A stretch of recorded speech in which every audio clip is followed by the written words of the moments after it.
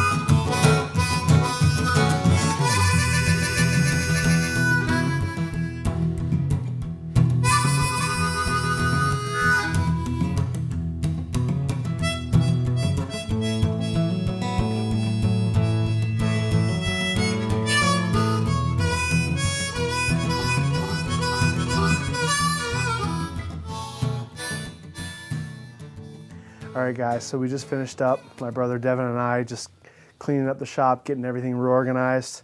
So you can see we got all the wood in the back up off the floor, up off the sawhorses into the new wood rack, which turned out really well. Got all our long stuff up on top, all the smaller pieces of wood that I'm using in different projects, visible, nice and easy to get to, which is just awesome. The fact that I can see it, access it really well, just gets my creative juices flowing and makes me excited about being in the wood shop, building new things. So I got all of my bigger tools on wheels. Those are much more practical in the space now that I've opened up the floor space, so I can move them around, access all those things to work in the space better.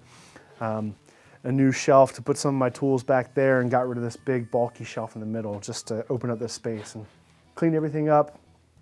Got it ready to use again, and just to really open up the space and make it a space where you can really get your creative juices flowing, which is the whole point of this channel. So I hope you guys really enjoyed it. I hope you are inspired to do the same thing, clean up your spaces, make them spaces where you can really get in and build stuff and make stuff and just have fun. So if you liked the video today, go ahead and give me a thumbs up, subscribe if you want to see some more videos, and we'll see you guys in the next one. Thanks for watching.